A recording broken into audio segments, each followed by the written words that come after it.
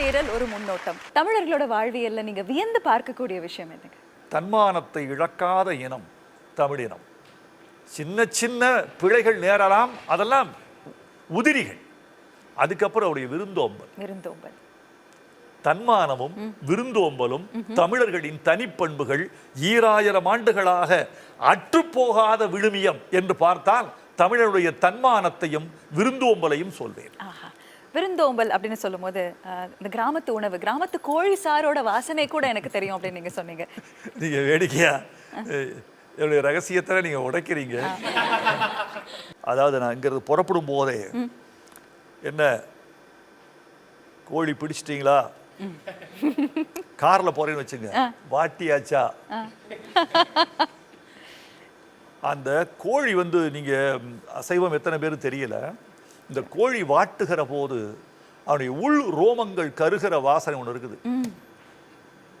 அந்த கோழி குழம்புலேயே உன்னதமான விஷயம் அதுதான். அதுக்கு பிறகு நான் விழுப்புரம் தாண்டிட்டா மசாலா அரைச்சிடணும். திருச்சிக்கு போயிட்டா ஒரு முதல் கொதிச்சிடணும். திண்டுக்கல் போயிட்டா இறக்கிடணும். திண்டுக்கல்ல இருந்து ஒரு 30 நிமிஷம் சாப்பிடணும். அதே நேரத்தில் எங்க ஊர்ல நாங்க வீட்டில் சுடுகிற வடையை விட எங்க கிராமத்து கடைகளில் சுடுகிற வடை ரொம்ப பிரமாதமா. நீங்களாம் வரணும் ஒரு முறை, எல்லாரும் நீங்களாம் நான் உபசரிக்க காத்திருக்கேன். உண்மையாவே நீங்களாம் மகிழ்ச்சி அடைவேன். நான் தமிழ் பெண்களின் அழகு அதை பத்தி சொல்லுங்க. மகாகவி பாரதியார் சொன்னார், தமிழ் பெண்ணை தவிர வேறு எவளாவது அழகி என்று சொன்னால் நான் இந்த நாட்டை விட்டே ஓடி போவேன். இந்த நேரடி மொழியில சொல்ல, என்னுடைய வழியில் தமிழ் பெண்கள் தான் உலகத்தில் அழகுன்னு சொன்னார்.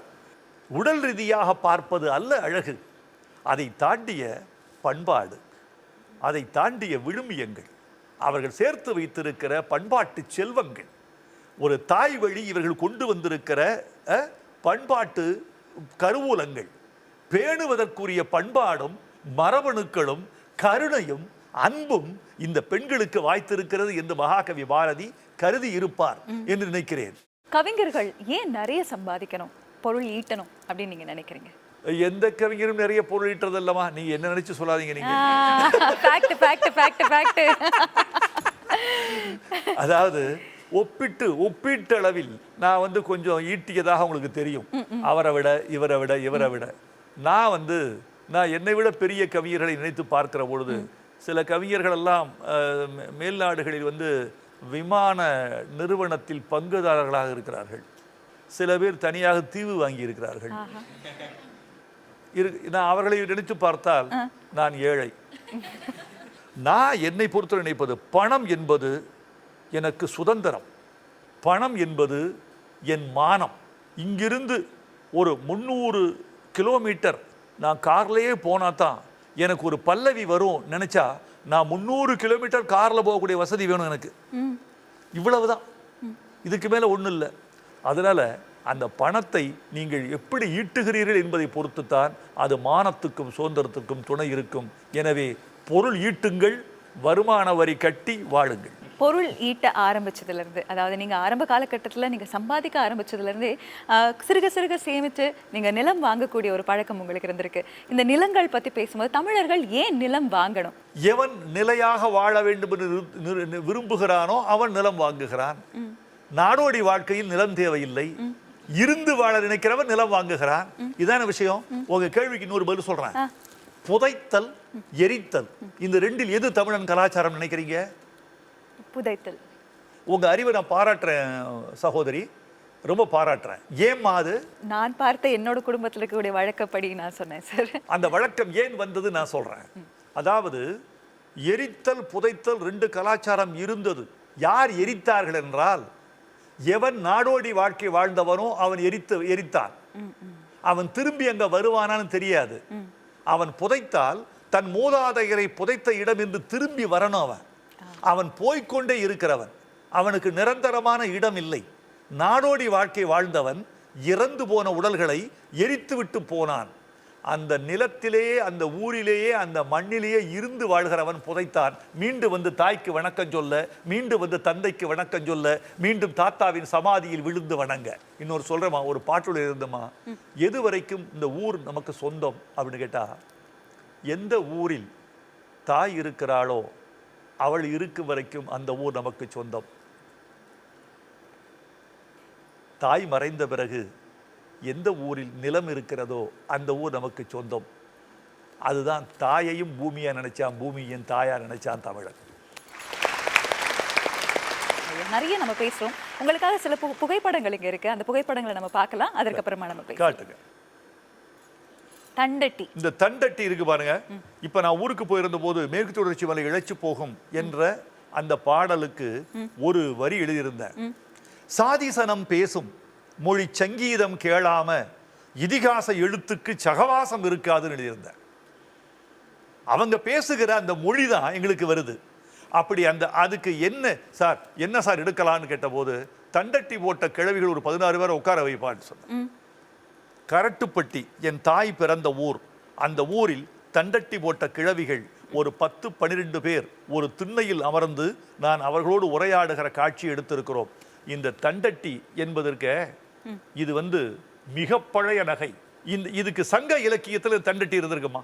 தண்டட்டி அவ வேலை பார்த்துக்கிட்டு இருக்கா பெண், நெல்லு காஞ்சிக்கிட்டு இருக்கு. எதுல? வாசல்ல.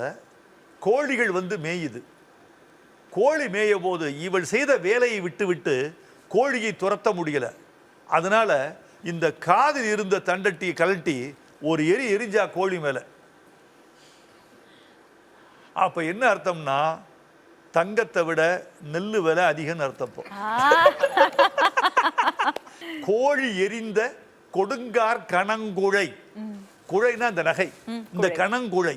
கோழி எரிந்த கொடுங்கார் கணங்குழை 2000 ஆண்டுகளுக்கு முன்பு எங்கள் தமிழ் சங்க இலக்கியத்தில் சொன்னதைத்தான் இந்த தமிழ் மூதாட்டி காதல போட்டிருக்கா. மிக அழகா இருந்தது. அடுத்த புகைப்படம் பார்க்கலாம். தேனீக்கள், தேன்கூடு. சின்ன வயசுல எங்களுக்கு நாங்க மாத்திரை சாப்பிட ஆசைப்பட்டது தேனுக்காகத்தான். எங்களுடைய மாத்திரைகளை எல்லாம் இனிக்க வைத்ததே தேன் தான். தேனியில ஒரு தென்னந்தோப்பு இருக்கு. அந்த தென்னந்தோப்புல இந்த தேன் கூட்டை நான் படம் எடுக்க சொன்னேன். புகைப்பட நிபுணர் அவர் பேர் ரவிசங்கர். அவர் படம் எடுத்துக்கிட்டு இருந்தார். எடுத்த உடனே தேன் கூடு கலைஞ்சிருச்சு. தேனீக்கள் துரத்த ஆரம்பிச்சது. அவர் துரத்த கேமராவை கீழே போட்டுட்டு 2 கிலோமீட்டர் ஓடி இருக்காரு. என்ன சார் உங்க ஊர்ல இவ்வளவு மோசமா இருக்கு? அதுக்கு நான் சொன்னேன், நீங்க பார்க்கலையா, தேனி மாவட்டம் வரவேற்கிறது தானே நாங்க போட்டிருக்கோம். எல்லையிலேயே நீங்க விழிப்பா வர வேண்டாமா? அடுத்த புகைப்படம் வெற்றிலை பாக்கு.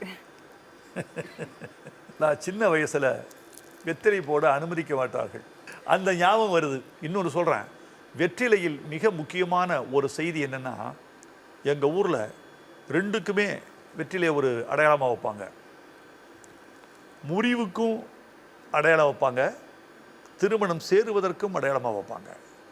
இந்த வெற்றிலைக்கு இருக்கக்கூடிய மவுசு என்னன்னு கேட்டீங்கன்னா, தமிழர் வாழ்க்கையில் இந்த வெற்றிலை என்பது ஒரு குறியீடு, மங்களத்தின் குறியீடு, அன்பின் குறியீடு, ஒரு தொடக்கத்தின் குறியீடு.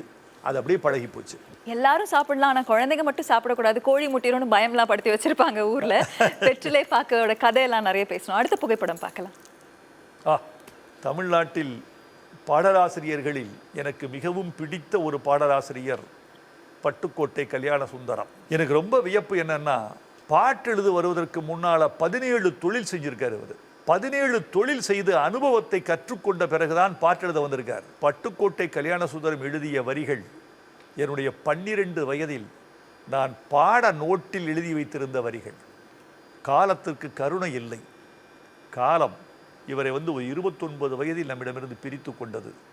மிக குறைந்த வயதில் பெரும்புகழ் பெற்ற பாடலாசிரியர் பட்டுக்கோட்டை கல்யாண சுந்தரம். பட்டுக்கோட்டை கல்யாண சுந்தரத்துக்கும் எங்களுக்கும் ஒரு சின்ன ஒரு வேறுபாடு உண்டு. நாங்கள் எழுதிய பாடல்களில் உங்களுக்கு ஒரு வார்த்தை பிடிக்காமல் இருந்தால் நீங்கள் ஒரு சொல்லை போட்டு அதை அழகு செய்யலாம். எங்கள் சொற்களை நீங்கள் மாற்றலாம். வேறொரு சொல்லிட்டு அந்த பாட்டை நீங்கள் உயர்த்தலாம் அல்லது திருத்தலாம். உங்களுக்கு அந்த உரிமை உண்டு. எங்கள் பாட்டிலும் அப்படி ஒரு வாய்ப்பு இருக்கலாம். பட்டுக்கோட்டை கல்யாண சுந்தரம் பாட்டு எழுதிய பிறகு எந்த கொம்பனும் கம்பனும் அதில் ஒரு வார்த்தையை கூட திருத்தி அமைக்க முடியாது என்பதுதான் பட்டுக்கோட்டை கல்யாண சுந்தரத்தினுடைய மிகப்பெரிய பெருமை. பல நாடுகள் வெளிநாடுகள் நீங்க டிராவல் பண்ணும்போது எல்லா இடத்துலையுமே அங்க இருக்கக்கூடிய கல்லறைகளை தேடி போறீங்க. அந்த கல்லறைகள் உங்ககிட்ட அப்படி என்ன பேசுது? ஷேக்ஸ்பியர் வீட்டுக்கு போயிருந்தேன், ஸ்டாட்ஃபோர்டுங்கிற ஊருக்கு. நான் தமிழ் சமுதாயத்தை பார்த்து கேட்க வேண்டிய ஒரு கேள்வி.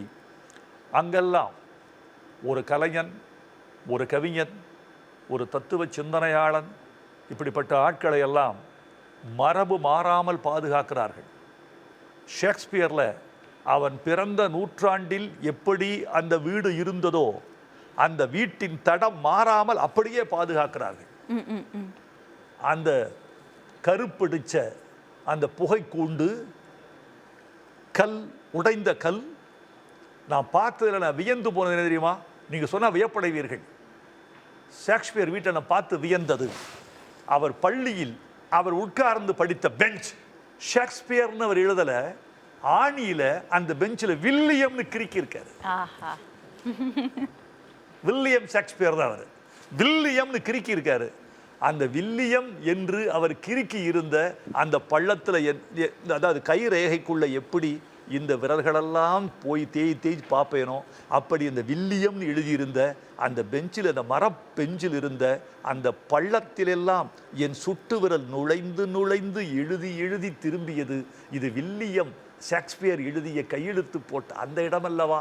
அவனுடைய இந்த கீழ்கை இங்குதானே பதிந்திருக்கும் என்று தொட்டு பார்த்துட்டு வந்தேன். சூரியன்றிருந்து எனக்கு எப்படி கதிர் வருகிறதோ உலகத்தின் எல்லா எழுத்தாளரும் என்னை செதுக்கியதில் பங்கு உண்டு நினைக்கிறேன்.